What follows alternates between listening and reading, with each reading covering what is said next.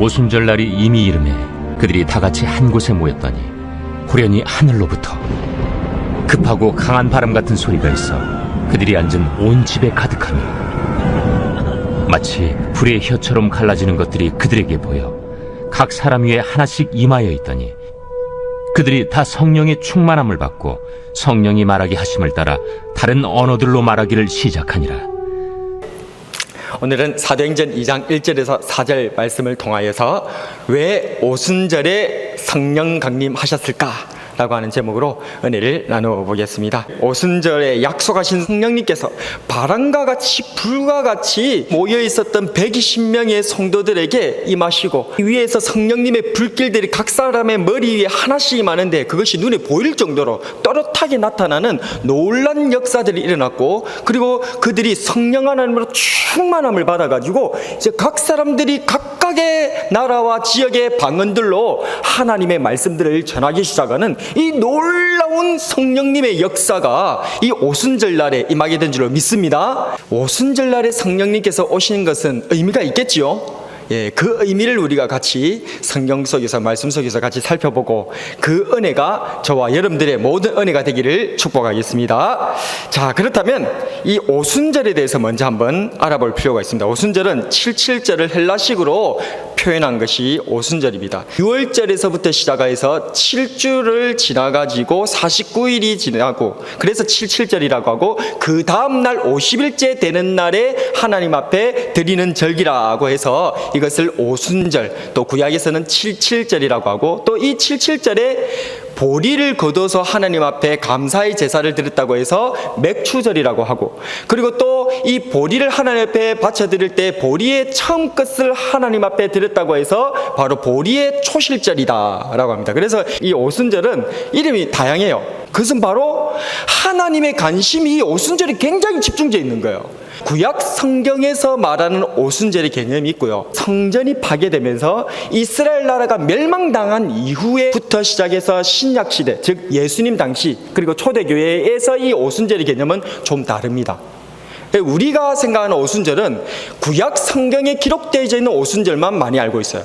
처음 익은 열매를 하나님께 바쳐드리는 감사절기가 오순절입니다. 그런데 실제적으로 유대인들에게 물어보면 성전이 파괴되고 예루살렘이 멸망당했던 그 유대인들에게 이제 하나님께서는 선지자를 보내주십니다. 왜 하나님의 뺀 성읍이며 하나님의 영영한 약속이 있는 이 이스라엘과 유다 나라가 멸망을 당하고 하나님의 성전으로 일컬음을 받았던 예루살렘이 어떻게 해파되고 멸망을 당할 수가 있었던가? 그 이유는 하나님이 약하시거나 조시거나 아니면 없어서가 아니라, 그것은 바로 이유가 너희들이 율법을 떠났기 때문이다 라는 것을 가르쳐 줬던 거예요. 그들은 바로 출애굽기 19장 1절 말씀을 주목해서 보게 된 것입니다. 이스라엘 자손이 애굽 땅을 떠난 지 3개월이 되던 날 그들이 시내 광야에 이르니라. 이스라엘 백성들이 애굽에서 떠났다, 그 말은 그때가 언제입니까? 6월절입니다. 애굽에서 나올 때 6월절 역사가 일어났잖아요. 그 6월절에서 3개월째 되던 날이라고 얘기를 하고 있어요. 이 날이 50일째입니다. 이스라엘 백성들이 6월절을 이후로 50일째, 즉 77절 돼가지고 맥추절 되어서 오순절 때에 어디에 이르게 되는가? 시내산에 이르게 되는데, 이 시내산에서 무엇을 받는가? 이 날에 바로 모세 선생님을 통해서 율법을 받는 날이에요. 그러니까 이 오순절이라고 하는 것의 의미가 보리 추수하고 상반기에 열매 맺어갖고 그 하나님께 감사절기 드리는 그걸로 생각했는데, 그것의 이면적인 영적인 의미가 이미 있었더라는 거예요. 그것이 무엇이었습니까? 하나님 앞에 첫 번째 열매 맺었던 거, 그거 백성들이 기뻐하면서 하나님 앞에 제사를 드렸던 그게 무엇인가?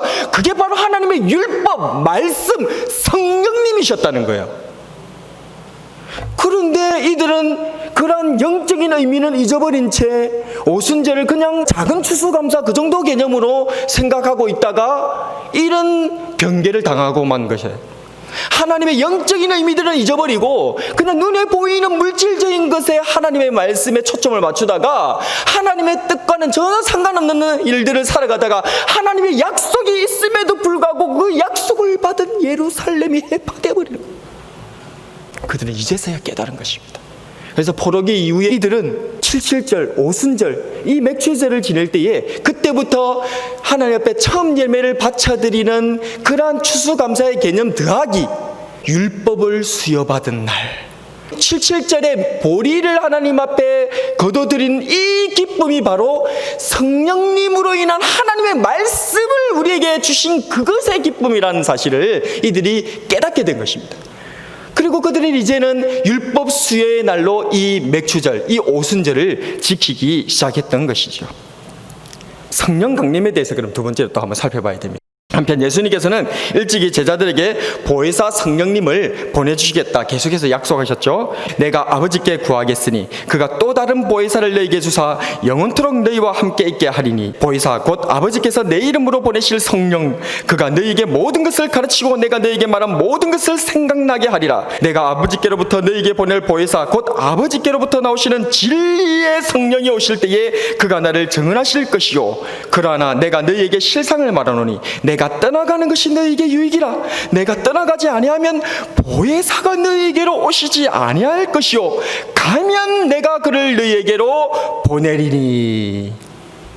유월절의 주인이신 예수님께서 우리 가운데 오셔가지고 그 유월절 어린 양으로서 십자가에서 대속의 죽음을 하신 이후에 내가 올라가야 오순절에 성령 강림이 임한다는 거예요. 그러니 너희들은 두려워하지도 말고 걱정하지도 말고 오순절에 임하실 성령 하나님을 기다리라고 계속해서 우리들에게 말씀을 하고 계셨던 것입니다. 우리들이 눈이 어두워서 그걸 못 알아들었을 뿐이에요. 예수님께서는 계속 말씀하고 계셨어요. 사도행전 1장에서 주님께서 다시 말씀하시죠. 사도와 함께 모이사 그들에게 분부하여 이르시되 예루살렘을 떠나지 말고 내게서 들은 바 아버지께서 약속하신 것을 기다리라. 요한은 물로 세례를 베풀었으나 너희는 몇 날이 못되어 성령으로 세례를 받으리라 하셨느니라. 아멘. 드디어 이 예수님께서 우리에게 하셨던 이 약속이 우리가 읽었던 사도행전 2장 1절에 4절에서 이루어지신 것이죠. 마고 요한의 다락방에서 오로지 기도에 힘썼던 120명의 제자들에게 바람과 같이 불과 같이 각 사람의 머리 위에 눈에 보이게 성령님께서 강력하게 임하신 거예요. 성령님의 강림으로 충만함을 받은 제자들은 각기 자기의 방언으로 말하게 되었고 많은 사람들이 놀라고 두려워하는 가운데 사도 베드로가 처음 복음 선포를 드디어 시작하게 되는 거예요. 유월절의 주인이신 예수님께서 십자가에 달려 돌아가실 때에 제자들은 변화가 없어요. 그럼 예수님께서 3일 만에 부활하셨을 때 제자들이 변화가 있나? 변화 없다니까요. 여전히 낙심 가운데 물고기나 잡으러 가겠다 그래버립니다. 40일 동안 주님과 동행하도 변화가 있어요? 없어요. 오늘 사도행전 1장에도 보게 되어지면 계속해서 그들은 낙심 가운데 있는 거예요. 심지어 우리 예수님께서 승천하셔서 올라가실 때 그들은 어떻게 합니까? 두려움에 떨면서 그냥 그 하염없이 보고 있는 것이 제자들의 모습입니다. 그런데 이 제자들이 획기적으로 바뀌는 역사가 나타나니 그것이 바로 오순절에 임하신 성령님께서 강림하시고 충만히 역사하셨을 때에 그때서야 비로소 제자들이 바뀌는 거예요. 성령 하나님의 역사를 경험하지 못한다면 여전히 구원을 받았을지는 몰라도 아무런 능력을 발휘하지 못하고 그냥 두려움 가운데 절절 매는 그런 상태로 매일 수밖에 없는, 세상 사람들을 완전히 권세 아래에 눌려서 꼼짝 못하고 짖지 못하는 개와 같이 그렇게 살아갈 수밖에 없는 우리들이 바로 성령님의 강림과 충만하심을 경험하지 못하였던 제자들의 모습들과 같았다는 것입니다. 그런데 성령님께서 강림하시니까 이 갈릴리 어부에 불과했던 이 베드로가 이제는 성령님께서 역사하시니까 뛰쳐나가서 주의 복음을 전파하기 시작하는 것입니다. 이러한 성령님의 강림으로 드디어 완성될 하나님의 나라의 모형인 교회가 탄생하고 시작된 줄로 믿습니다. 새로운 시작이 바로 오순절 성령 강림이라는 거죠. 자, 그렇다면 오순절 성령 강림의 의미는 뭔가? 첫 번째로 구약에서는 첫 추수라고 하는 한 해의 처음 결실과 풍요에 집중하고 있었다면 이제는 보이는 성전이 무너지고 이스라엘 나라가 멸망한 후에는 이 첫 추수가 보이는 물질을 넘어서 하나님의 말씀인 율법을 주신 것이라는 것을 깨닫게 시작되게 되으신 것이고, 그래서 실제로 이 오순절의 기적의 첫 열매이자 장차 있을 영원한 하나님 나라의 시작으로서 성령님께서 강림하시고 주님의 몸된 교회가 시작되게 된 것을 우리는 보게 된 것입니다. 태초에 하나님께서 넷째 날에 하늘의 해달별을 만드셨습니다. 우리는 하늘의 해달별을 통하여서 기후가 변한다든지 계절이 바뀐다든지 또 시간의 흐름들을 알게 됩니다. 그런데 여러분, 하나님께서 말씀하시는 해달별을 만드신 첫 번째 목적은 따로 있습니다. 하나님이 이르시되 하늘의 궁창에 광명체들이 있어 낮과 밤을 나뉘게 하고 그것들로 징조와 계절과 날과 해를 이루게 하라. 아멘. 하나님께서 하늘의 해달별, 이 하늘의 광명체들을 만드신 첫 번째 목적은 어떤 시간의 개념, 계절의 흐름, 그런 걸 얘기하려고 하는 것이 아니라 첫 번째가 뭐라고요? 징조, 하나님의 사인을 보여주겠다는 거예요. 이 해달별을 통해서 이 계절이 바뀌어지는 이러한 것들, 시간의 흐름을 통해서 하나님은 뭘 보여주겠다? 우리들에게 하나님의 사인을 보여주겠다는 거예요. 하나님의 계시를, 하나님의 징조를 보여주시려고 이러한 계절들의 운행들을 만들어 놨다는 거예요.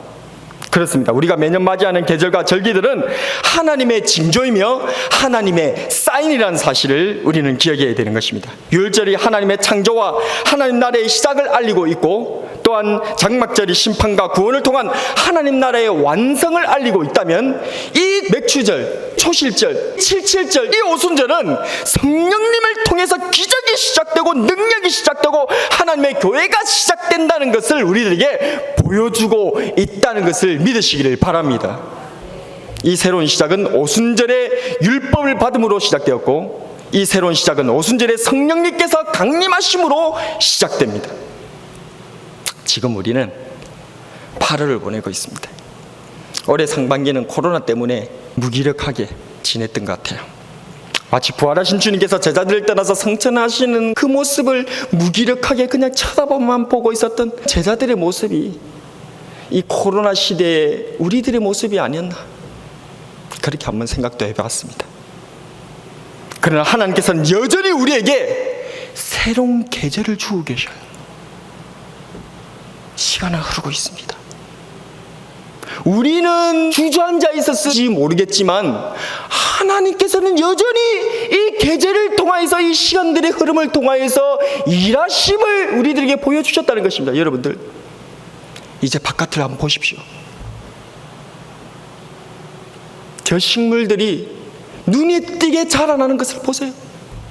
하나님께서 저 해달별과 이 사계절과 절기들의 변화들을 통하여서 우리들에게 징조를 보여주고 있는 거예요. 성령님의 새 바람이 우리들에게 몰아닥치고 있음을 느끼시는 저와 여러분 되기를 바랍니다. 성령님으로 인하여서 사로잡힌 자들은 그 바람과 같은 성령님을 느낄 수 있는 거예요. 하나님의 세밀한 음성으로 우리들 가운데 역사하시는 성령님을 우리는 느낄 수가 있는 것입니다. 그러나 우리의 영이 잠자고 우리의 영이 깨어있지 못하다면 성령님께서 우리 가운데 역사하시는 그 세미한 음성들을 깨닫지 못하게 되는 것입니다. 그냥 우리의 영혼이 자는 채로, 쓰러진 채로, 낭망한 채로 있을 수밖에 없다는 것입니다. 오순절에 성령님께서 강림하셨습니다. 이 새로운 계절에 여전히 성령님께서는 역사하실 것입니다.